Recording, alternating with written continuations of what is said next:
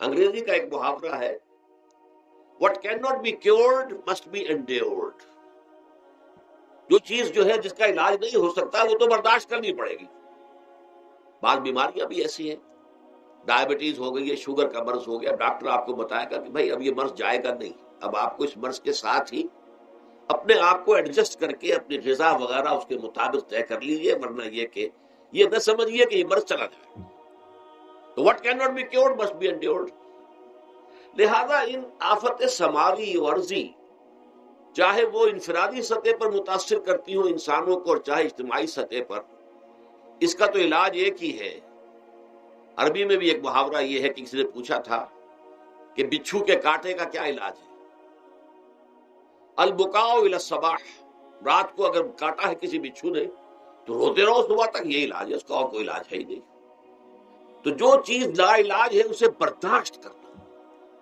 گویا کہ یہاں جو اصل شے ہوگی کہ دنیاوی آفات، عرضی و سماوی آفات، ناگہانی آفات، ناگہانی مصیبتیں، ان کے ضمن میں ہمیں ایسی شے کی ضرورت ہے جو ہمارے اندر برداشت پیدا کر دے، اس کو جھیلنا آسان بنا دے، ہم اس کی وجہ سے بجھ کر نہ رہ جائیں، ہماری ہمتیں جواب نہ دے جائیں، ہمارا ارادہ ختم نہ ہو جائے، ہمارا حوصلہ پست نہ ہو جائے، بلکہ برداشت ہو، جھیلنا ہو، تحمل. ابھی بٹر صاحب کہہ رہے تھے اللہ تعالیٰ ذرا سا متحمل ہے. میں نے کہا یہ بہت غلط بات کہہ رہے، اللہ بہت متحمل ہے. وہ ذرا سا تو یوں سمجھیے کہ ان کے کہنے کے انداز میں یہ بات آ گئی، ذرا سا رحیم بھی ہے. نہیں، وہ بہت رحیم ہے، بہت متحمل ہے، بہت حلیم ہے. لیکن یہ کہ ہمیں یہ جو آفات سماویہ اور عرضیاں ہیں جو ہمارے اوپر آ جاتی ہیں اللہ کی طرف سے، ان کے ضمن میں ذہنی ایک ایٹیچیوڈ پیدا ہو جائے، سوچ کا ایک خاص رخ بن جائے، انسان کے احساسات ایک خاص طرز پر ڈھل جائیں، تو پھر ان کو برداشت کرنا آسان ہو جاتا ہے. اور وہ کیا ہے؟ وہ ہمارے ایمان کا لازمی تقاضا ہے. ایمان ہمیں یہ بتاتا ہے کہ کوئی مصیبت اس زمین میں آتی ہے نہ تمہاری جانوں پر آتی ہے بغیر اذن رب. جو کچھ آ رہا ہے اللہ تعالیٰ کے فیصلے سے آیا. یہ کوئی اندھا بہرا مادہ نہیں ہے، یہ کوئی اندھا بھینسا نہیں ہے کہ اس نے آ کے آپ کو ٹکر مار دی ہے. نہیں، یہ تو سمیع اور بصیر، علیم و خبیر اللہ اور حکیم اور قدیر اللہ کا فیصلہ ہے. لہذا یہ من جانب اللہ ہے، اس کو تم سمجھو کہ اللہ تعالیٰ کی طرف سے ہے. اور جب اللہ کی طرف سے ہے تو سورہ آل عمران میں فرمایا بیدہ الخیر، اس کے ہاتھ میں تو خیر ہی خیر ہے. یعنی بظاہر تمہیں محسوس ہوتا بھی ہو کہ یہ میرے لیے تکلیف دہ بات آ گئی ہے، تو اس کو یوں سمجھو کہ اس کا نتیجہ جو میرے حق میں نکلے گا وہ خیر ہوگا.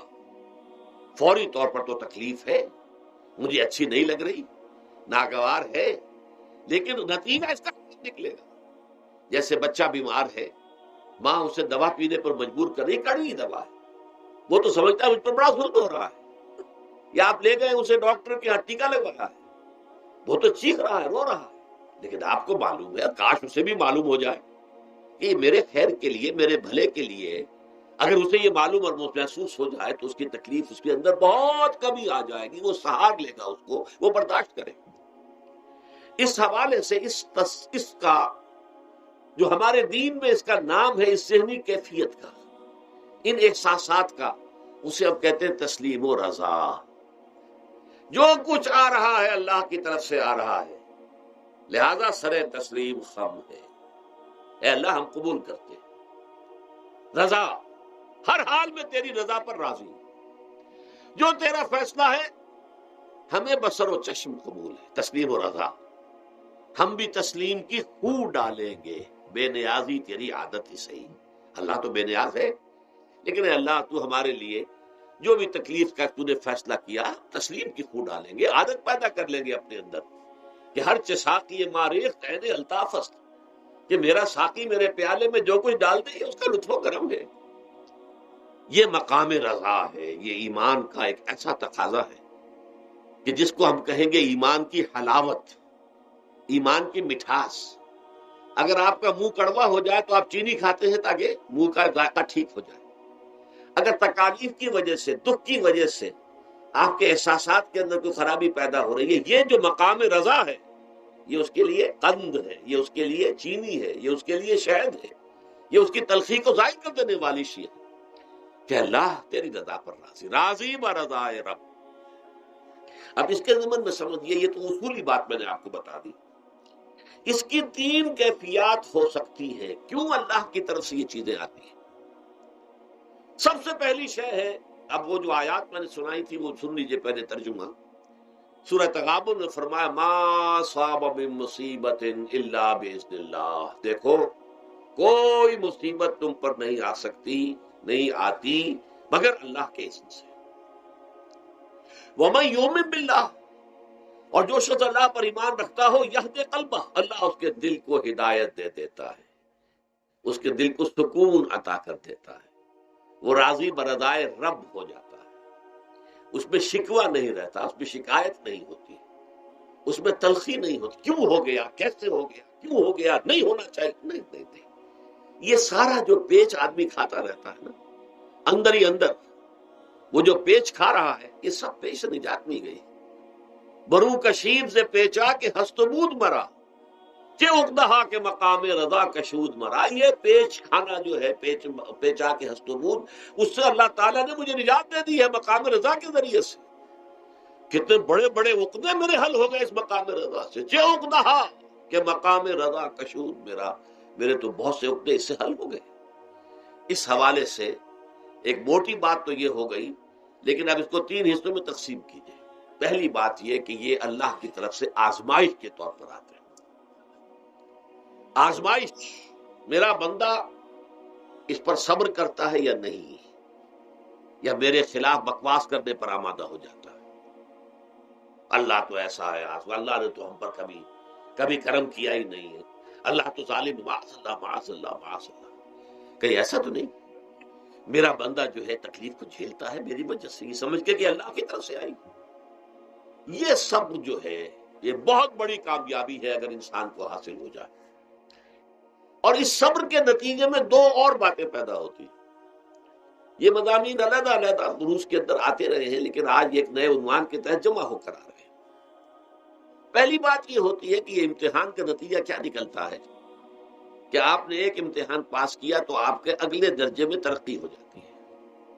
5ویں کا امتحان پاس کر لیا نا تو 6ٹھی میں جائیں گے، اب 6ٹھی کا امتحان پاس کریں گے تو 7ویں میں جائیں گے، 7ویں کا پاس کریں گے تو 8ویں میں۔ درجہ بدرجہ انسان کی دینی، ایمانی اور روحانی ترقی کا ذریعہ یہ آزمائش ہوتی ہے۔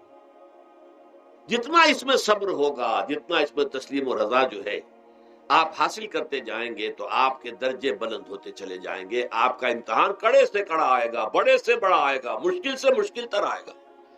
ایک وقت میں ایم اے کا امتحان بھی آپ کو دینا ہوگا، ایک وقت میں ہو سکتا ہے پی ایچ ڈی کے لیے تھیسس آپ لکھیں، پھر اس کے اوپر جو ہے ٹیم بیٹھی ہوئی اور آپ سے وہ بحث کرے، جرا کرے آپ سے، وہ بھی کرنا ہوگا۔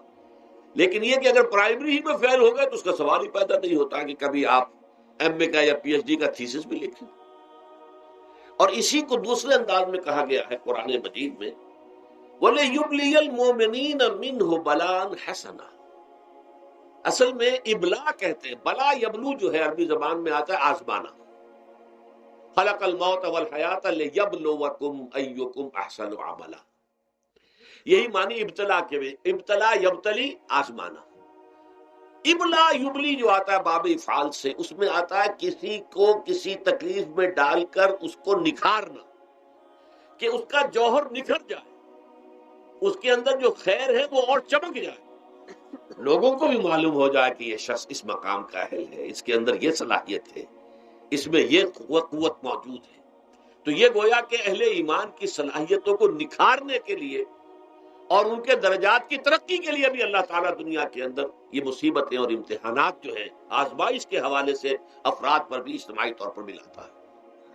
اور ایک اس کا اور بھی ہے، اہل ایمان پر اس طرح کے ابتلاء و آزمائش کی ایک نوعیت اور بھی ہے، اور وہ یہ ہے کہ جو بھی آپ سے غیر ارادی طور پر، یا یہ کہ آپ نے کوئی گناہ ارادی طور پر بھی کر لیا، اللہ تعالیٰ اس کی سزا اسی دنیا میں دے کر آخرت کی سزا سے محفوظ کر دیتا۔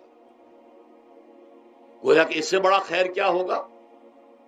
یہاں کی سزا کیا ہے، جھیل لی آپ نے، بخار آ گیا، ٹانگ ٹوٹ گئی، چلیے 3 مہینے آپ بستر پر پڑے رہے نا، اور کیا ہوا؟ کچھ نہیں. لیکن یہ کہ آخرت کی سزا ملتی ہے، بہت عظیم ہوتی. لہذا کفارہ بناتا ہے اللہ تعالیٰ گناہ. ان جو بھی گناہ ہو گئے ہیں، غلطیاں ہو گئی ہیں، ان کا کفارہ اللہ تعالیٰ بندہ مومن کے لیے. حضور کی ایک حدیث ہے، اس کا متن مجھے اس وقت یاد نہیں ہے، کہ مومن کا معاملہ عجیب ہے. اسے کوئی تکلیف پہنچتی ہے، صبر کرتا ہے، وہ اس کے گناہوں کا کفارہ بن جاتا ہے. اور اگر کوئی خوبی ملتی ہے تو اللہ تعالیٰ کا شکر ادا کرتا ہے، اس کے درجات بلند ہو جاتے ہیں. تو یہ معاملہ جو ہے اللہ تعالیٰ کی طرف سے بندہ مومن کے حق میں خیر، کہ در حقیقت اس کے ان گناہوں کی پاداش کہ جو اس نے یہاں کر لیے ہیں، یہی دنیا میں دے کر دھو دیا جائے، پاک کر دیا جائے. جیسے آپ کو معلوم ہے دھوبی جو ہے کپڑے کو بھٹی میں چڑھاتا ہے، گرم پانی میں ڈالتا ہے، ڈالتا ہے تاکہ اس کا میل نکلے. اس کے آگے پٹکتا بھی ہے ذرا اس کو، تاکہ وہ میل اچھی طرح چھٹ جائے اس سے. اسی طرح اگر دنیا میں ہمارے میل چھٹ جائیں، دنیا میں اگر ہمارے گناہ دھل جائیں، تو یہ بڑے نفع کا سودا ہے، بڑے نفع کا سودا ہے، بڑے نفع کا سودا ہے. اس اعتبار سے آپ غور کیجئے کہ اگر یہ حقائق ہمارے سامنے رہے تو کیا کوئی تکلیف دنیا کی ہمیں بھاری محسوس ہوگی؟ ہمیں تو بتایا یہ گیا ہے کہ عسیٰ ان تکرہوا شیئا وہو خیر لکم وعسیٰ ان تحبوا شیئا وہو شر لکم واللہ یعلم وانتم لا تعلمون. ہو سکتا ہے کہ تم کسی چیز کو ناپسند کرو، دراصل کہ اسی میں تمہارے لیے خیر ہے، تمہیں نہیں پتا. اور ہو سکتا ہے تم کسی چیز کو پسند کرو، دراصل کہ اس میں تمہارا شر ہے، لیکن تمہیں نہیں معلوم. اللہ یعلم وانتم لا تعلمون، اللہ جانتا ہے تم نہیں جانتے. اس حوالے سے سبردم بتو مایا خیشرا خدانی حساب کم و بیشرا. اے اللہ، اس کو کہتے ہیں تفویض. یہ سورہ تغابن کے درس میں یہ تمام مضامین تفصیل سے آتے ہیں کہ ایمان کے جو باطنی ثمرات ہیں اس میں سب سے پہلے مقام رضا ہے، پھر تفویض ہے، توکل ہے. آپ محنت کر رہے ہیں، محنت کر رہے ہیں، محنت کر رہے ہیں، نتیجہ نہیں نکلا. ایک نتیجہ یہ نکلے، ایک بچے نے بہت محنت کی، دن رات کام کیا، فیل ہو گیا امتحان میں. اب صدمے سے کمر ٹوٹ سکتی ہے اس کی، لیکن نہیں، ہو سکتا ہے کہ اللہ تعالیٰ نے اسی میں میرے لیے خیر رکھی ہے. اس لیے کہ ہماری محنت سے کچھ نہیں ہوگا، ہمارے مادی وسائل سے کچھ نہیں ہوگا، ہوگا اللہ کے اذن سے، اللہ کی مرضی سے، اللہ کی مشیت سے. یہ ہمارے لیے خاص طور پر اس اعتبار سے بہت اہم نقطہ ہے. ہم سب راہ حق کے مسافر ہیں، اپنے اپنے بس پڑتے محنت کر رہے ہیں، وقت بھی صرف کر رہے ہیں، مال بھی صرف کر رہے ہیں، محنت کر رہے ہیں، مشقت کر رہے ہیں. لیکن فرض کیجئے جیسا کہ ہے فی الواقع، فرض کیا کیجئے، وہ تو واقع سامنے کی بات ہے، نتائج نکلتے نظر نہیں آ رہے، قدم نہیں بڑھ رہے، ہماری طرف لوگوں کا رجوع عام نہیں ہے. ٹھیک ہے، اس پر قطعاً بددل ہونے کی بات نہیں. یہ اللہ تعالیٰ کی مشیت میں ہوگا، جب وہ چاہے گا تب ہوگا. ہمارا کام یہ کہ اپنا فرض ادا کیے چلے جائیں بس، اور نتیجے سے بالکل ذہن کو اپنے منقطع کر لیں، ذہن کا کوئی تعلق آپ کے نتیجے کے ساتھ نہ رہے.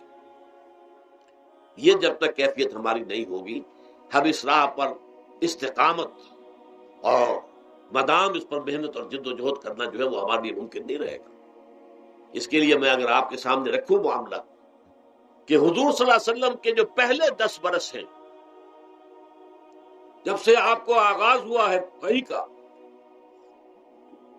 اس کے بعد سے پہلے 10 برس دن رات کی محنت، شدید مشقت، یہاں تک کہ اللہ بھی روک رہا ہے نبی آپ اپنے آپ کو ہلاک کر لیں گے، لعلک باخع نفسک الا یکونوا مؤمنین. کیا آپ اپنے آپ کو صدمے میں ہلاک کر لیں گے؟ یہ مان نہیں لا رہے، اس قدر صدمہ. لیکن اس کے ساتھ یہ ہے کہ یہ نہیں ہے کہ نتیجہ نہیں نکل رہا تو کام چھوڑ کے بیٹھ جائے. نہیں، معاذ اللہ، معاذ اللہ. نتیجہ نہ نکلے تو حضرت نوح علیہ السلام کی عمر بھی اگر حضور کی ہوتی، 950 برس بھی حضور دعوت دیتے تھے. آپ کا کام تھا، آپ کا فرض تھا. حضرت نوح علیہ السلام بھی تو آخر اللہ کے ایک بندے تھے، اللہ کے رسول تھے، 950 برس تک دعوت دی ہے. فلبث فیہم 1000 سنۃ الا 50 عاما. یہ تو ہم مانتے ہی نا، اگر قرآن کے اندر نص قطعی صریح الفاظ نہ ہوتے کہ 950 برس تک رہے، ورنہ یہ بات سمجھ سے بالا تر ہے. عام طور پر معلوم ہوتا ہے کہ اس دور میں ابھی عمریں زیادہ تھی. بہرحال جو میں نے عرض کیا تھا کہ دکھ جس سے انسان متاثر ہوتا ہے، اس کی ایک قسم وہ ہے کہ جو ہماری ہمارے ارادہ اور اختیار سے باہر، اللہ کی مشیت سے، اللہ کے اذن سے، اللہ کی مرضی سے آتا ہے۔ اس کے لیے ہمارا کام صرف برداشت ہے۔ جو شے بھی ہمیں برداشت کی صلاحیت عطا کر دے وہی اس کا علاج ہے۔ جیسے آپ کو معلوم ہے کہ بخار بہت تیز چڑھا ہوا ہے، اس کی دوا نہیں ہے اسپرین یا کوئی اور پیراسیٹامول، بخار کی شدت کو کم کر دے، وہ کوئی علاج نہیں ہے۔ علاج تو ہوگا اگر معلوم ہو کہ کون سے جراثیم ہے، کس کی وجہ سے ہے، اس کا صحیح اینٹی بایوٹک کون سا ہے، وہ دیا، وہ علاج ہوگا۔ یہ علاج نہیں ہے، لیکن اس کی شدت کی کمی اور اس کے اندر جو احساس ہے جھیل جانے کا، وہ انسان کے لیے آسان ہو جاتا ہے۔ یہی مضمون آیا ہے سورہ حدید میں بھی، ما اصاب من مصیبت فی الارض ولا فی انفسکم، یہاں کھول دیا اس مضمون کو۔ میں نے عرض کیا تھا نا کہ یہ آفت سماوی بڑے پیمانے پر بھی ہو سکتی ہے، زمین میں یعنی زلزلہ آ گیا، فلڈ آ گیا، طوفان آ گیا، ولا فی انفسکم، خاص تمہاری جان میں، تمہیں بخار ہو گیا، تمہیں ٹی وی لگ گئی، تمہیں کوئی اور بیماری آ گئی، تمہیں کینسر ہو گیا، معاذ اللہ ثم معاذ اللہ، ہوتا ہے، آخر ہوتا ہے، دنیا میں انسانی زندگی کے ساتھ یہ ساری چیزیں لگی ہوئی ہیں۔ لیکن یہ چیزیں ما اصاب من مصیبت فی الارض ولا فی انفسکم، نہیں پڑتی تم پر کوئی پڑنے والی کوئی مصیبت، کوئی تکلیف، نہ پوری زمین میں بڑے پیمانے پر، نہ تمہاری جانوں میں انفرادی سطح پر، الا فی کتاب من قبل ان نبراہ، مگر یہ کہ وہ تو ایک کتاب میں، کتاب اللہ کے علم کی کتاب، ام الکتاب، اس میں پہلے سے درج موجود ہے۔ یہ الٹ اپ نہیں ہو گیا، یہ اچانک نہیں ہو گیا۔ آپ اچانک سمجھتے ہیں کہ صاحب میں تو جا رہا تھا، اچانک ٹرک نے آ کے مجھے دھکا مار دیا۔ اچانک کوئی شے یہاں نہیں ہوتی، اس کائنات میں پتا تک نہیں ہلتا جب تک کہ اس نے رب نہ ہو۔ اچانک کا کیا سوال؟ تو در حقیقت جو ہوتا ہے وہ اللہ تعالیٰ کے علم میں پہلے سے ہے، علم کامل، ما کان وما یکون، جو کچھ ہوا، جو کچھ ہوگا، مستقبل، ماضی، کل کا کل، آنے واحد میں اللہ کے علم میں موجود ہے۔ لہذا یہاں اچانک کچھ نہیں ہوتا، جو بھی آیا ہے اللہ کے علم سے ہے، اور یہ پہلے سے اللہ کے علم کے اندر موجود تھا، لکھا ہوا تھا، الا فی کتاب من قبل ان نبراہا ان ذلک علی اللہ یسیر۔ یہ تمہیں تو مشکل نظر آئے گا لیکن اللہ پر بڑا آسان ہے، اللہ کا علم کامل، ما کانا ما یکون کو حاوی ہے، لکہ لا تاسوا علی ما فاتکم، تاکہ تم افسوس نہ کیا کرو ان چیزوں پر جو تم سے چھوٹ جائیں، جاتی رہیں، چھن جائیں۔ کوئی موقع تھا ہاتھ سے نکل گیا، کوئی دولت تھی اس پر ڈاکہ پڑ گیا، کوئی اور مصیبت ہے وہ آ گئی، کوئی عزیز فوت ہو گیا، اکلوتا بیٹا تھا فوت ہو گیا، وغیرہ وغیرہ۔ ما فاتکم، فات سے ہی فوتیدگی ہے نا، جو شے بھی نکل جائے، چلی جائے، ہاتھ سے جاتی رہے، چاہے وہ کوئی آپ کا عزیز تھا جو فوت ہو گیا تو آپ کے ہاتھ سے نکل گیا، یا کوئی مال تھا جو آپ کے قبضے سے نکل گیا، ڈاکہ پڑ گیا، چوری ہو گئی، نقصان ہو گیا کاروبار میں بہت بڑا، اس پر افسوس نہ کیا کرو۔ اگر افسوس کرو گے تو اس کا مطلب کیا ہوگا کہ تمہیں اللہ پر اعتماد نہیں ہے، یا تم سمجھتے ہو کہ اللہ کے سوا بھی کوئی ہے جو یہ کام کر سکتا۔ کائنات میں تو ایک ہی کی مرضی چلتی ہے، وہ ہے اللہ۔ لہذا اگرچہ وہ کسی کے ذریعے سے تکلیف آپ کو پہنچی ہے، کسی نے آپ کو پتھر مارا ہے، وہ پتھر ہو سکتا ہے آپ کو نہ لگتا، لگ گیا ہے تو اللہ کے فیصلے سے لگا ہے، اس کا باپ بھی نہیں پتھر مار سکتا آپ کو اگر اللہ کا اذن نہ ہو۔ لہذا آپ پتھر مارنے والے کو بھی مجرم سمجھیے، ٹھیک ہے، اس سے بھی قصاص لینے کا آپ کو حق ہے، لیکن یہ جان لیجئے کہ جو آیا ہے پتھر وہ اذن رب سے آیا۔ اب ظاہر بات ہے کہ اگر یہ کیفیت ہوگی تو غصہ اتنا نہیں ہوگا اس شخص پر کہ جس نے یہ کام کیا، بلکہ ہو سکتا ہے آدمی مسکرا کے رہ جائے، جیسے کہ وہ میں واقعہ سناتا رہا ہوں اپنے دروس میں کہ ایک درویش مرش آدمی جا رہا تھا، جو رب کرے سو ہو، جو رب کرے سو ہو، جو رب کرے سو ہو، کسی شخص نے پتھر اٹھا کر دے مارا، اس کے سر پہ لگ گیا کہ اس نے پیچھے پلٹ کر دیکھا کس نے مارا ہے، اس نے کہا مجھے کیا دیکھتے ہو، جو رب کرے سو ہو، یہ تو رب کے مارنے سے۔ اس نے کہا مجھے تو یہ پتھر رب کے مارے ہی لگا ہے، لیکن میں دیکھ یہ رہا تھا بیچ میں کس کا منہ کالا ہو گیا، اپنے لیے کس نے ایک گناہ کما لیا، اپنے لیے کس نے ایک مصیبت جو ہے وہ مول لے لی، وہ بیچ میں تم آ گئے ہو، پتھر اللہ کی طرف سے آیا، لیکن اس کا عذاب، اس کا وبال تم پر آ جائے۔ بہرحال یہ تو میں نے عرض کیا آپ کے سامنے، وہ چیزیں کہ جو آ جاتی ہیں، وہ تکالیف، وہ مصائب، جو اللہ کی طرف سے من جانب اللہ ہے، اس میں آپ کسی کو مورد الزام نہیں ٹھہرا سکتے، وہ آپ پر آ گیا۔ دوسری تکلیفیں وہ ہے جن کے لیے فارسی میں کہتے ہیں خود کردہ، اپنے ہاتھوں جو مصیبتیں آتی ہیں۔ اس کے لیے میں نے آپ کو سورہ شورى کی آیت سنائی، ما اصابکم من مصیبت فبما کسبت ایدیکم ویعفو عن کثیر۔ جو مصیبت بھی تم پر آتی ہے انسانوں، وہ تمہارے اپنے ہاتھوں کے کرتوتوں کی وجہ سے آتی ہے۔ اور ابھی تو اللہ بہت سی چیزوں کو تو معاف بھی کرتا رہتا ہے، ہر تمہاری غلطی پر پکڑتا نہیں ہے، ہر خطا کے اوپر تمہیں سزا نہیں دیتا ہے، کوئی سزائیں معاف بھی کرتا رہتا ہے، عفو و درگزر سے بھی کام لیتا ہے، بہت متحمل اور حلیم بھی ہے، بہت رحیم اور غفور بھی ہے اور کریم بھی ہے۔ لیکن یہ کہ یہ جان لو کہ ایک مصیبت وہ ہے جو تمہاری اپنی پیدا کرتی ہیں، بما کسبت ایدیکم، تمہارے اپنے ہاتھوں کی کمائی۔ یہ کون سی خود کردہ؟ یہ در حقیقت ہے اجتماعی نظام جو انسان بناتا ہے۔ اس اجتماعی نظام کو غلط کر کے اگر اس نے اپنے لیے مصیبتیں کھڑی کر لی، مصیبت ہے لیکن یہ مصیبت تمہارے اپنے ہاتھوں کی لائی ہوئی ہے، تم نے نظام غلط بنایا ہوا ہے، تم نے دولت کی تقسیم غلط کی ہوئی ہے، اللہ نے تو رزق پیدا کر دیا اور سب کے لیے کافی ہے، یہ تم نے کیا ہے کہ ایک طرف کچھ لوگوں کے کھتے بھرے ہوئے ہیں اور ایک طرف کوئی فاقے سے مر رہا ہے۔ یہ خود کردہ ہے، یہ ہمارا کبھی ہے، یہ تم نے نظام غلط بنایا ہے، یہ جو نظام کے اندر خرابی ہے یہ تمہاری اپنے کرتوت ہے، تم نے خود نظام کے اندر غلطی رکھی ہوئی ہے، ناانصافی گھولی ہوئی ہے، اس کا زہر گھولا ہوا ہے، یہ تمہارے اپنے کرتوتوں کی وجہ سے، اور اس کا علاج تمہیں کرنا پڑے گا خود۔ اور وہ علاج کیا ہوگا؟ اس نظام کو صحیح صحیح قائم کرو، اللہ کا دیا ہوا نظام، نظام عدل و قسط۔ یہی وجہ ہے کہ سورہ حدید کی جو آخری آیت میں نے پڑھی تھی وہ کیا تھی؟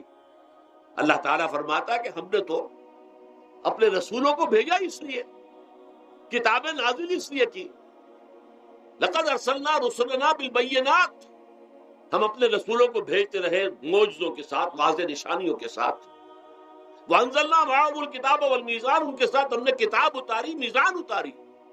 یہ سارا کچھ ہم نے کس لیے کیا؟ لیقوم الناس بالقسط، تاکہ لوگ عدل پر قائم ہوں۔ اب اگر تم نے اس عادل کے نظام کو چھوڑ کر اللہ کے دیے ہوئے نظام کو ترک کر تم نے خود اپنا نظام بنا لیا، تو ظاہر بات ہے سرمایہ دار جب نظام بنائے گا تو وہ مزدور کے بارے میں نہیں سوچ سکتا، اسے تو اپنی مصلحتیں نظر آئیں گی، اس کے سامنے تو اپنا نفع ہوگا، جتنا زیادہ سے زیادہ نفع کما لو، جتنا ان مزدوروں کا خون نچوڑ سکوں نچوڑ لو۔ زمیندار نظام بنائے گا تو وہ بیچارے کاشتکار مزارع ہاری اس کی مصلحت نہیں دیکھ سکتا، وہ تو کہے گا مجھے اپنے بچوں کو انگلستان بھیجنا ہے تعلیم کے لیے، مجھے اپنے لیے جو ہے اسلام آباد میں بھی بنگلہ بنانا ہے اور پری میں بھی بنانا ہے، اور پھر مجھے تو ایئر کنڈیشن بنگلے چاہیے ہر جگہ پر، وہ تو اپنے مصلحت کو دیکھے گا۔ وہ غریب کے ساتھ کیا بیت رہی ہے جو دن رات کی محنت اور مشقت کر رہا ہے، جس نے ہل چلایا ہے، جس نے بیج ڈالا ہے، جس نے پانی دیا ہے، جس نے فصل کی دیکھ بھال کی ہے، جس نے پھر فصل کاٹی ہے، اس کے لیے تو بمشکل 2 وقت کا گزارا، وہ بھی بمشکل، اور اس کے علاوہ نہ اس کے بچے کے لیے علاج معالجے کی کوئی سہولت ہے، نہ اس کی اولاد کے لیے تعلیم کی کوئی کا بندوبست ہے، لیکن یہ کہ اسی کی محنت کے نتیجے میں عیش اڑا رہا ہے وہ زمیندار اور جاگیردار، ان کے محل ہیں، ایئر کنڈیشن ہے، ان کے بچے انگلستان اور امریکہ میں تعلیم حاصل کرتے ہیں، اب آگے بڑھ کر انہوں نے کارخانے دار بھی وہ بن گئے، وہی لوگ ہیں کہ جو اعلیٰ تعلیم حاصل وہ کرتے تھے وہی بیوروکریٹس بنتے ہیں، انہی میں بڑے بڑے افسر آئیں گے۔ عام آدمی جو ہے وہ تو شاذ نکل آتے ہیں، کچھ لوگ بہت ذہین بچے بھی ہوتے ہیں، غربا کے بچے بھی ہوتے ہیں، کبھی کبھی نکل آتے ہیں، لیکن وہ تو کوئی 1-2 دانے ہوں گے ایسے جو بہت ہی انتہائی طور پر غیر معمولی طور پر ذہین ہو۔ عام بچہ کہاں کرے گا، کیسے جائے گا؟ لہذا وہ پیچھے رہ جائے گا، وہ جونیئر کلرک ہوگا یا بہت تیر مارے گا سینئر کلرک ہو جائے گا، اپر گریڈ کلرک ہو جائے گا لوور گریڈ کلرک سے بڑھ کر۔ اللہ اللہ خیر صلی اللہ، یہ کمشنر کون ہوں گے، ڈپٹی کمشنر کون ہوں گے، یہ تو ظاہر بات ہے اسی، سیکریٹری کون ہوں گے، یہ 22 گریڈ والے کون ہوں گے، 21 گریڈ والے کون ہوں گے، ان کی اکثریت انہی لوگوں میں سے ہوگی۔ اس حوالے سے یہ جو غلطی، یہ جو دکھ ہے، یہ دکھ تمہارا اپنا پیدا کرتا ہے، اور خود کردہ رہا علاج نہیں، اس کا علاج اور کچھ نہیں ہے جب تک کہ تم خود اپنے طرز عمل کو نہیں بدلو گے۔ اب یہ جو دکھ ہے، میں اس میں سے چند کو آپ کے سامنے گنوانا چاہتا ہوں۔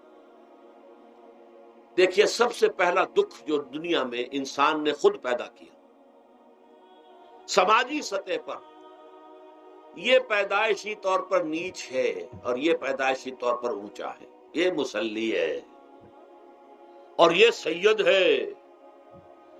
ہمارے ہاں تو پھر بھی اللہ کا فضل ہے کہ اتنا زیادہ فرق و تفاوت نہیں۔ ہندوؤں میں یہ شودر ہے اور یہ برہمن ہے۔ علم حاصل کرنا برہمن کا حق ہے، شودر کا حق ہی نہیں ہے۔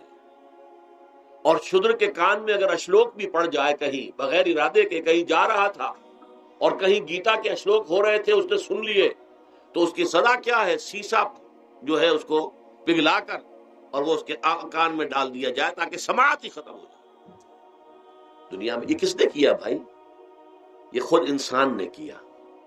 یہ ظلم انسان اپنے اوپر ڈھا رہا ہے، یہ اونچ نیچ اس نے خود بنائی۔ ہمارے ہاں بھی ہے، اتنی نہیں ہے۔ مسلی کا کیا مقام ہے آپ کے معاشرے میں؟ سید کچھ بھی ہو، بدماش ہو، زانی ہو، سید ہے، اس نے تو جھک کر اس کے گوڑے کو ہاتھ لگائیں گے۔ لیکن یہ کہ دوسرا شخص جو ہے مسلی، کتنا ہی نیک ہو، بھلا ہو، پارسا ہو، وہ برابر جو ہے چارپائی پر بھی بیٹھنے کا حقدار نہیں۔ یہ ساری اونچ نیچ ہم نے پیدا، اللہ نے نہیں کیا تھا۔ اللہ نے تمام انسانوں کو مساوی پیدا کیا۔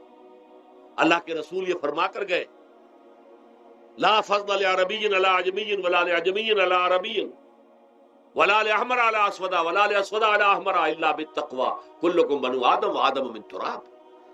دیکھو، کسی عرب کو کسی اجمی پر فضیلت نہیں ہے، کسی اجمی کو کسی عرب پر کوئی فضیلت نہیں ہے، کسی گورے کو کسی کالے پر فضیلت نہیں ہے، کسی کالے کو کسی گورے پر فضیلت نہیں ہے، الا بالتقوی۔ یہ اگر فضیلت ہے تقوی، کون خدا ترس زیادہ ہے، کس کے اخلاق زیادہ بلند ہیں، کون نیک اور پارسا زیادہ ہے، کون لوگوں کی خدمت زیادہ کرتا ہے، اس کے اعتبار سے درجہ بلند ہوگا۔ پیدائشی طور پر تمام انسان بالکل مساوی ہے۔ پھر ہمارے معاشرے میں جو ظلم ہوتا ہے، دو طبقات ہیں جو حضرات سورہ نساء پڑھتے ہیں، اس میں سب سے پہلے دو طبقات جو کہ گرے ہوئے تھے اس معاشرے میں اور آج بھی گرے ہوئے، ایک یتیم اور ایک عورت۔ ان دونوں کے لیے ابتدائی سے سورہ نساء کے اندر جو ہے احکام آئے تو ان کے بارے میں آئے۔ یتیموں کو ان کا مال ہڑپ کر جانا، ان کو دھکے دینا۔ ارأیت الذی یکذب بالدین فذلک الذی یدعو الیتیم ولا یحض علی طعام المسکین۔ تم نے کبھی غور کیا اس شخص پر جو کہ جزا و سزا کا منکر ہے؟ وہی ہے کہ جو یتیم کو دھکے دیتا ہے، یتیموں پر ظلم ہوتا ہے۔ وہ آپ کے معاشرے میں پستے ہیں، پٹتے ہیں، ان کا کوئی والی وارث نہیں، ان کی طرف سے کوئی پوچھنے والا نہیں، وہ بولنے والا نہیں۔ اور پھر یہ کہ اگر اس کا باپ کو مال چھوڑ گیا ہے تو وہ چچا کھا جائیں گے، کوئی اور ولی کھا جائیں گے، ختم کر دیں گے، ختم کر جائیں گے۔ جس پر قرآن مجید کہتا ہے کہ ان الذین یاکلون اموال الیتامی ظلما انما یاکلون فی بطونہم نارا۔ یقیناً وہ لوگ جو یتیموں کا مال ناحق ہڑپ کرتے ہیں، وہ اپنے پیٹوں میں آگ کے انگارے بھر رہے ہیں۔ بس یصلون سعیرا۔ اور یہاں تو دنیا میں جو آگ کے انگارے ہیں وہ محسوس نہیں ہو رہے، آخرت میں ایک طرف وہ آگ کے انگارے ظاہر ہو جائیں گے جو اندر سے جلائیں گے، اور ایک طرف جہنم کی آگ باہر سے جلائیں گے۔ یہ دو طرفہ جلن جو ہے ان کو برداشت کرنی پڑے گی۔ ظاہر بات ہے یہ ہمارا اپنا کیا ہوا ہے، یہ اللہ کی طرف سے نہیں ہے، یہ ہم نے نظام غلط بنایا، ہم نے اتوار اپنے برے کر لیے۔ اور دوسرا طبقہ خواتین کا، عورتوں کا۔ سب سے بڑا ظلم اس معاشرے میں کیا ہے؟ جو بچپن ہی سے احساسات کے اوپر ایک بوجھ بن جاتا ہے بچیوں کے، کہ بیٹے کو افضل سمجھتے ہیں، بیٹی کو جو ہے گھٹیا سمجھتے ہیں۔ اس قدر ناانصافی، اس قدر ناانصافی۔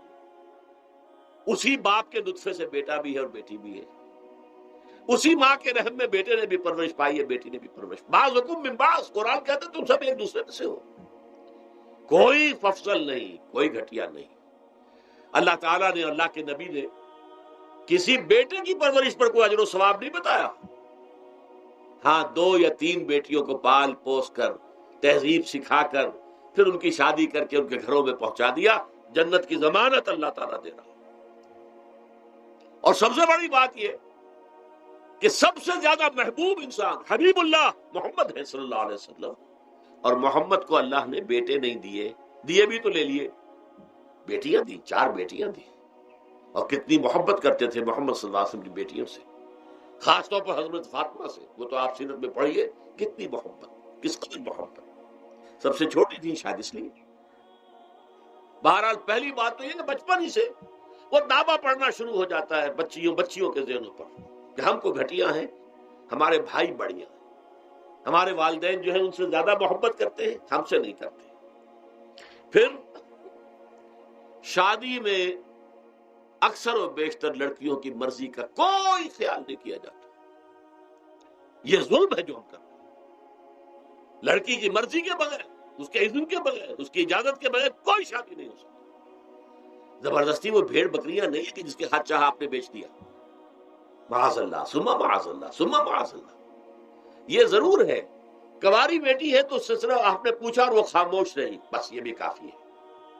البتہ یہ کہ اگر کوئی سیبہ ہے جس سے پہلے نکاح ہو گیا تھا، بیوہ ہو گئی، یا پہلے شادی تھی ایک خلا لے لی، طلاق لے لی یا طلاق ہو گئی، اس کو تو کہنا پڑے گا کہ ہاں مجھے کوئی اعتراض نہیں ہے اگر میری فلاں شخص سے شادی کر دی جائے، اس کے بغیر نکاح ہو نہیں سکتا۔ پھر ان سب کے اوپر سب سے بڑا ظلم، یہ تو اللہ تعالیٰ آپ کو توفیق دے تو دوسرا رکوع سورہ نساء کا پڑھیں، کتنی تاکید کے ساتھ احکام آئے ہیں وراثت کے۔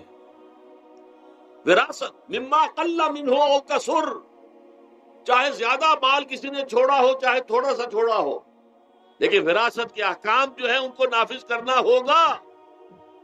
نصیبا مفروضا، یہ اللہ کی طرف سے حصے ہیں جو مقرر کر دیے گئے ہیں۔ لیکن ہمارے معاشرے میں کون ہے جو بیٹیوں کو دینے کو تیار ہو اور بہنوں کو دینے کو تیار ہو؟ مجھے تو حیرت ہوئی تھی، مالا کنڈ میں آپ کو معلوم ہوگا ایک دفعہ بڑی تحریک چلی تھی شریعت کے نفاذ کی۔ مولوی صوفی محمد صاحب بڑے نیک آدمی ہیں، بہت، اس میں کوئی شک نہیں، 80,000 کا مجمع لے کر جلوس لے کر وہ چل پڑے تھے اسلام آباد کی طرف۔ جیسے ابھی اکرم آوان صاحب نے دھمکی دی تھی کہ 3 لاکھ میرے پاس ہیں، لیکن وہ 3 لاکھ میں سے وہ تو ان کے ہاں جمع جو ہوئے مشکل 5 سے 6 ہزار آدمی جمع ہوا تھا کوئی، لیکن یہ تو 80,000 کو مالا کنڈ سے لے کر اور دریائے اٹک تک تو پہنچ گیا تھا۔ اللہ کا بندہ، 80,000 کا قافلہ وہاں روکا گیا۔ لیکن ان سے بھی جب میں نے جا کر بات کی کہ مولانا شریعت آپ نافذ کروانا چاہتے ہیں، لیکن کیا آپ بچیوں کو بھی وراثت کا حق دینے کو تیار ہیں؟ کیا نہیں، یہ تو رواج کا معاملہ ہے۔ میں نے کہا لا حول ولا قوت الا باللہ، اگر یہ رواج کا معاملہ ہے تو باقی چیزیں بھی رواج کی ہے، پھر شریعت بدل چکی ہے، اب شریعت کا رواج نہیں رہا، ساری شریعت چھوڑ دی جا۔ لیکن ان کی نیکی کی بات ہے یہ کہ پہلے توجہ کبھی ان کی ادب نہیں ہوئی، لیکن میری یہ بات جو ہے ان کو لگ گئی ان کے دل کو۔ اگلی مرتبہ جب ان سے ملنے گیا تو انہوں نے کہا کہ اب میں نے بیعت لینی شروع کی ہے لوگوں سے کہ وہ اپنی بیٹیوں کو بھی حق دیں گے، وراثت کے اندر تقسیم کر کے دیں گے حصہ۔ لیکن یہ کہ اس وقت تک انہوں نے کہا تھا، ابھی کل 28 آدمیوں نے بیعت کی ہے۔ وہ 80,000 سے بیعت یہ لینی آسان کام نہیں ہے۔ 80,000 کو جوش دلا کر شریعت کے نام پر لا کر ٹکرا دینا یہ آسان کام ہے، لیکن 80,000 سے یہ بیعت لینا کہ پورے شریعت پر عمل کریں گے، یہ بہت مشکل ہے۔ یہی تو وجہ ہے ہمارا قافلہ اگر سست گام ہے تو کیوں ہے؟ ہم یہ کہتے ہیں کہ پہلے میدان میں آنے سے پہلے اپنی ذات پر، اپنے گھر میں دین نافذ کرو، پھر باہر نکلو،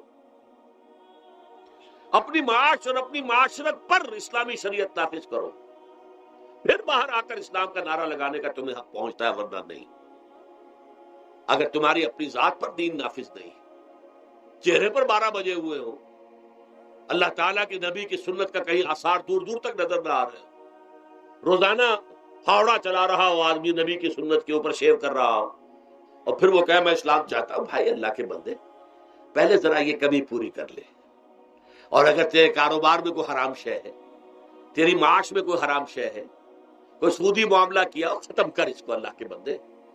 بینک کی سروس کر رہا ہے، چھوڑ اس کو۔ اگر یہ کام کر لو بے پردگی اختیار کی ہوئی ہے. اللہ نے تو پردہ سکھایا, اللہ کے نبی نے پردہ سکھایا, شریعت اسلامی نے پردہ رکھا ہے.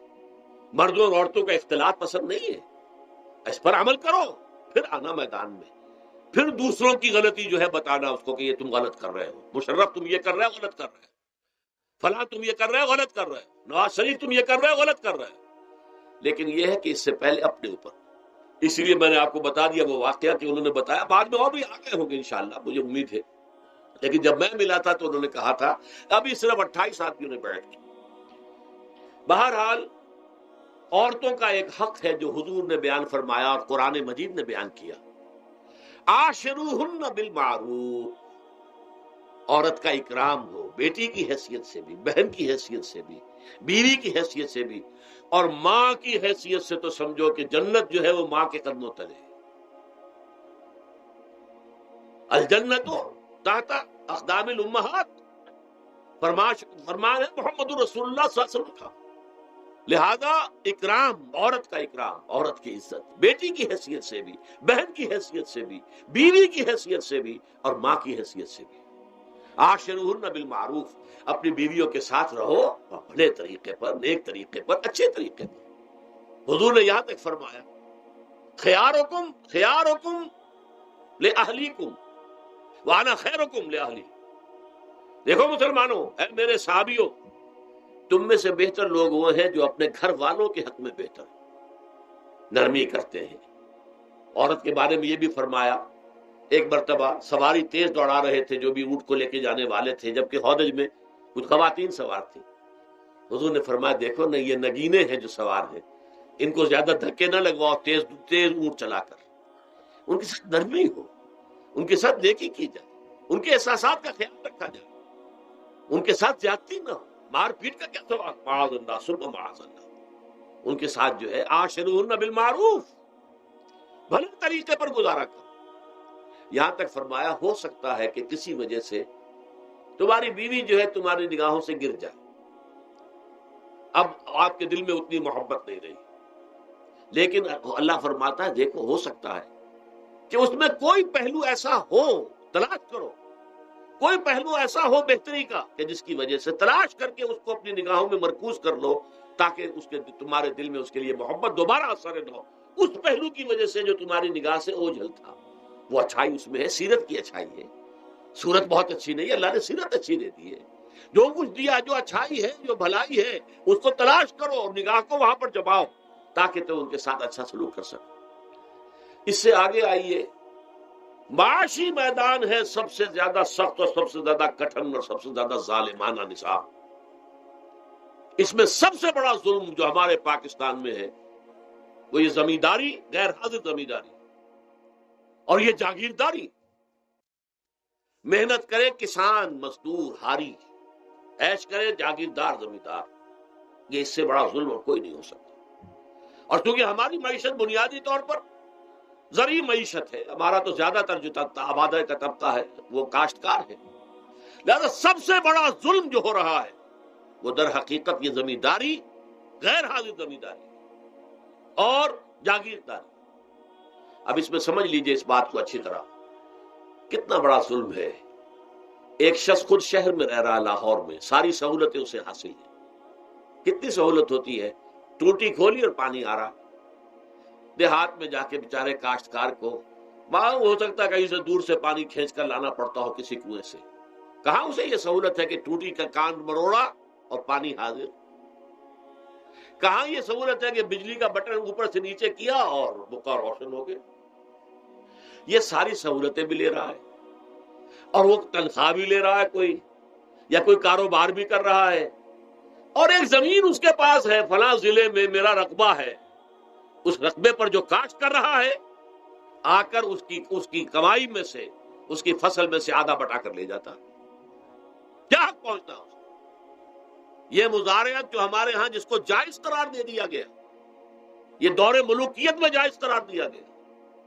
بادشاہت جو ہے وہ چلتی تھی, جیسے آپ نے کن کھجورا دیکھا ہے, اس کے بہت سی ٹانگیں ہوتی ہیں. کن کھجورے کی کتنے پاؤں ہوتے ہیں, سینکڑوں.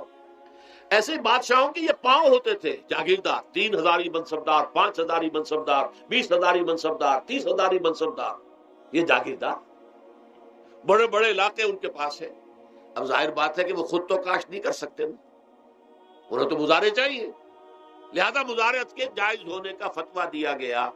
جب اسلام میں بادشاہت آ گئی، ملوکیت آ گئی اور جاگیرداری آ گئی، جو ملوکیت کے پاؤں ہیں وہ کنسلے کی طرح، کن کھجورے کی طرح اس کے پاؤں ہیں، تو وہ تو جاگیردار ہے. یہ ہے جس کی وجہ سے امام ابو حنیفہ نے کہا مزارعت حرام ہے، جس کی زمین ہے وہ کاشت کرے. یا حضور کی حدیث ہے کہ چاہے اپنے بھائی کو دے دے تو ایک دانہ لینے کا حقدار نہیں. اگر تو تمہارا کوئی اور ذریعہ معاش نہیں ہے تو ٹھیک ہے، جاؤ کاشت کرو.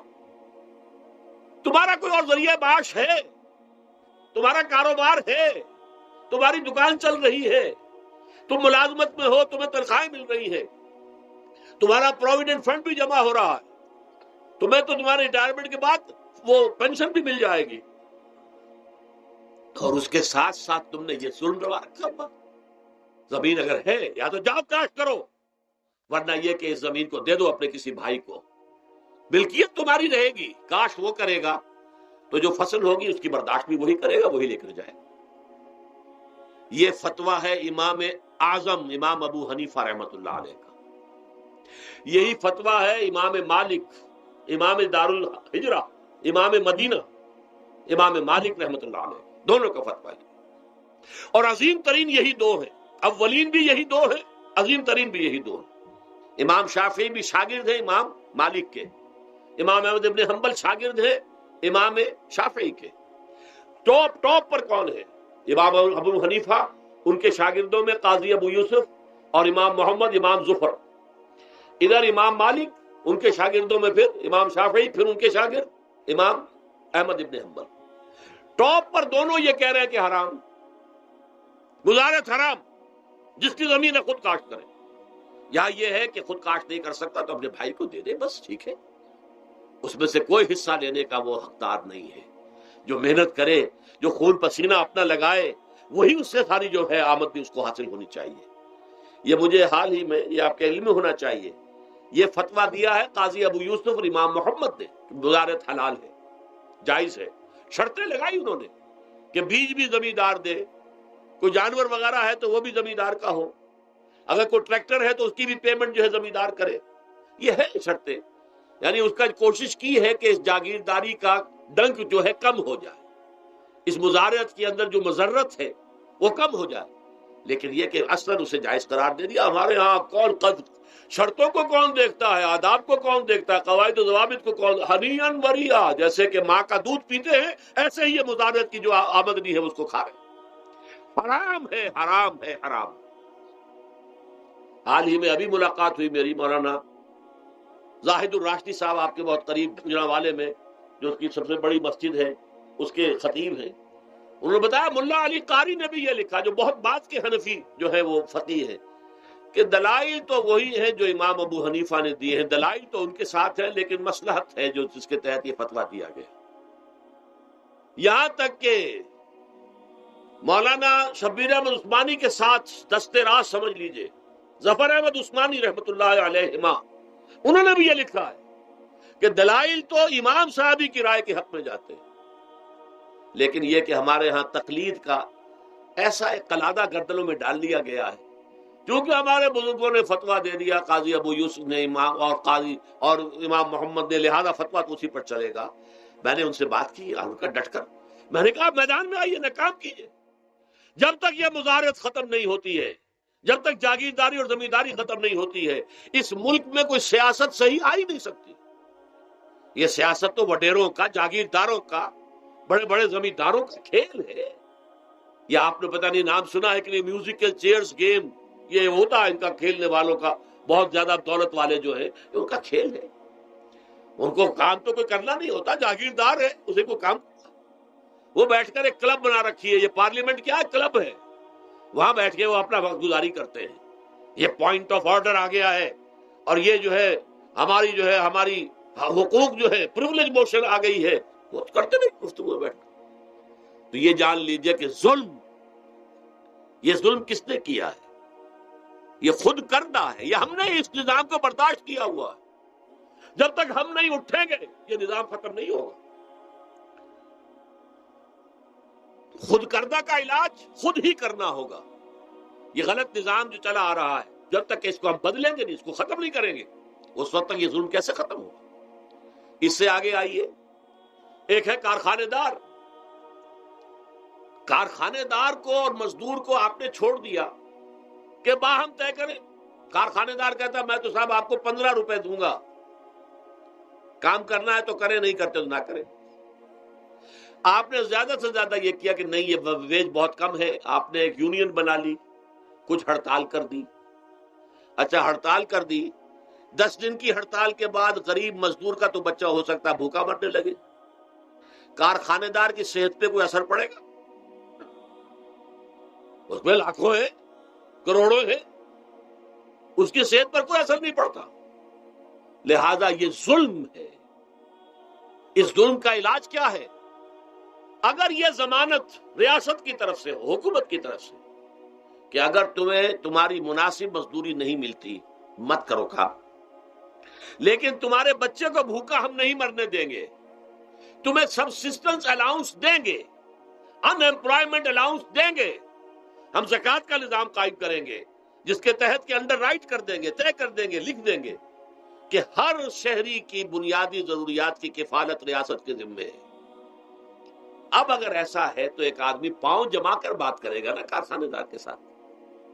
ایک امپلائی جو ہے امپلائر سے بات کرے گا پاؤں جما کر، جناب آپ مجھے تنخواہ کم دے رہے ہیں میں کام نہیں کروں گا.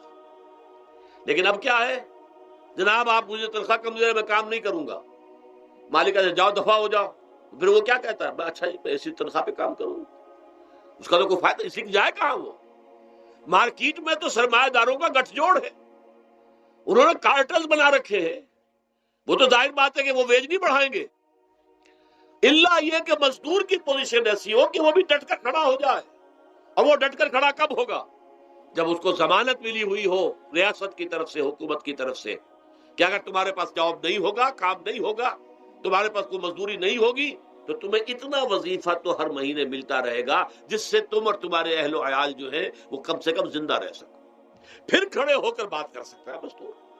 پھر صحیح جو ہے ان کے درمیان معاہدہ ہوگا تو وہ منصفانہ ہوگا، عادلانہ ہوگا. جب تک یہ نہیں ہے، اور یہ نظام کیسے ہوگا جب تک کہ زکوٰۃ کا نظام قائم نہ کیا جائے. اب زکوٰۃ کا بھی ایک نظام تو وہ تھا جو بدنام کرنے کے لیے زکوٰۃ کو ضیاء الحق صاحب نے نافذ کیا.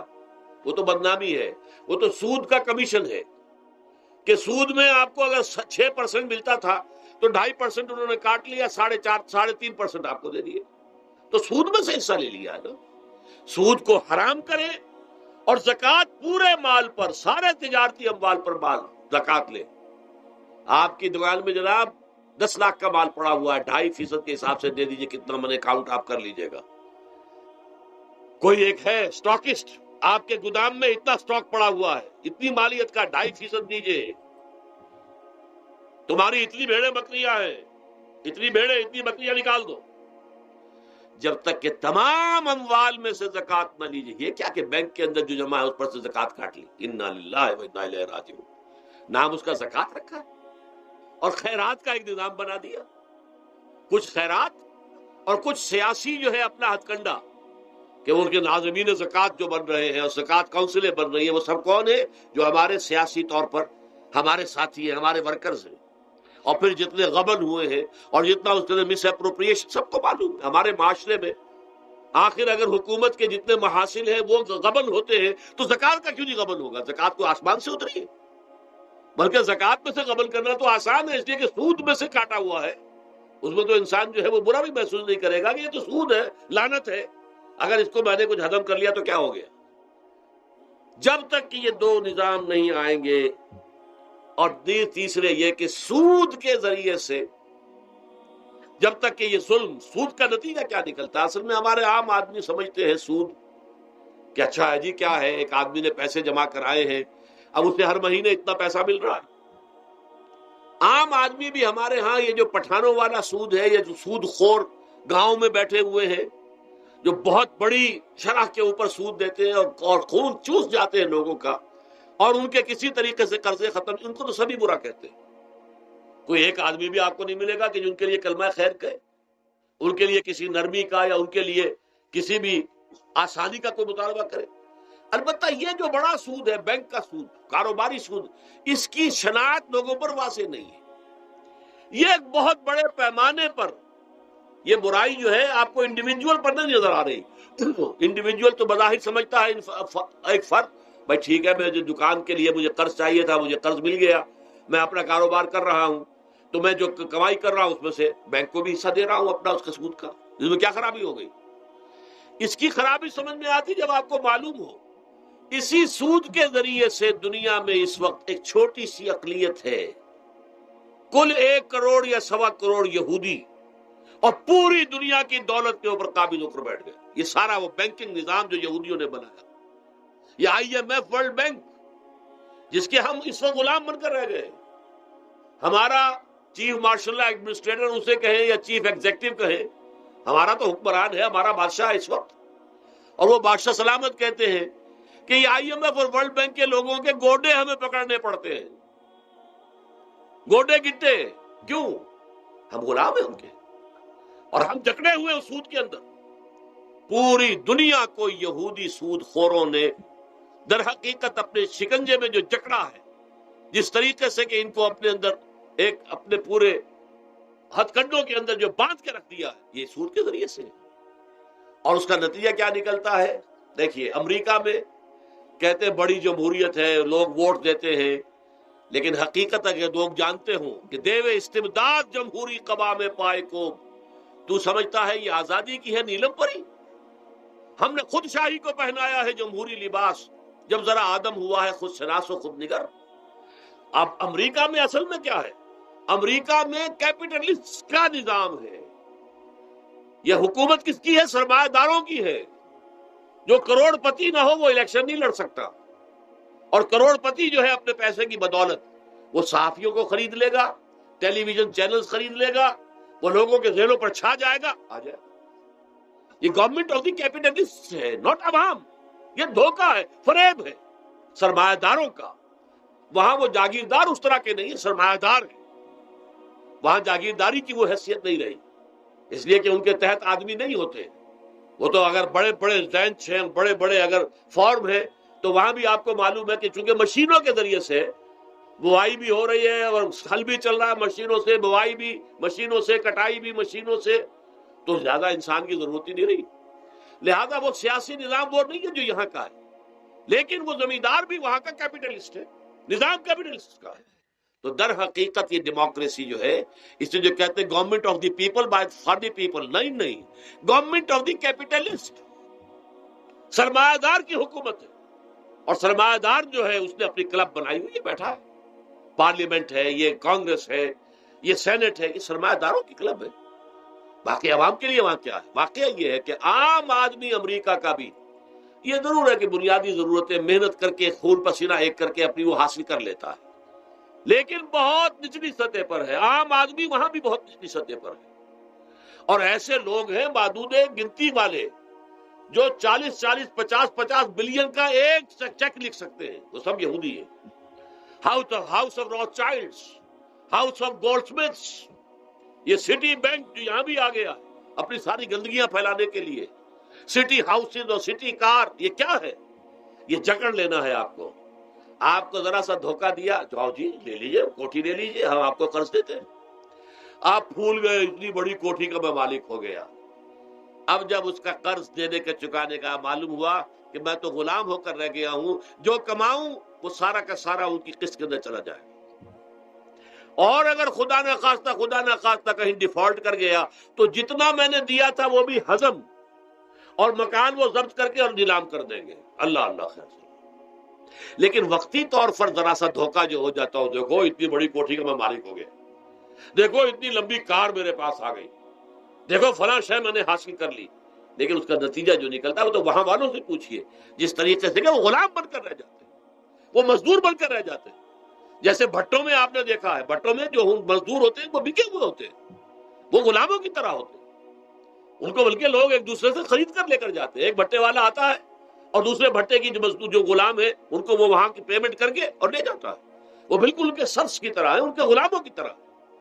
یہ ساری جو میں نے آپ کے سامنے گنوائی ہے، یہ در حقیقت نوع انسانی کو جو تقسیم کیا گیا، انگریزی میں آپ کہتے ہیں ہیوز اور ہیو ناٹس، قرآن نے اس کے لیے کیا لفظ استعمال کیا؟ محرومین اور مترفین. اور ان مترفین کی وجہ سے اللہ کا عذاب آتا رہا دنیا میں. ان کے گلچھرے، ابھی بسنت منائی، کس نے منائی؟ یہ لکھپتی کروڑ پتی ہیں، انہوں نے عیش کیے ہیں، راتوں کو نیند حرام کی ہے لوگوں کی، یہ بسنت منا رہے ہیں. کیا ہو رہا ہے؟ در حقیقت یہ وہی ہے مترفین. سورہ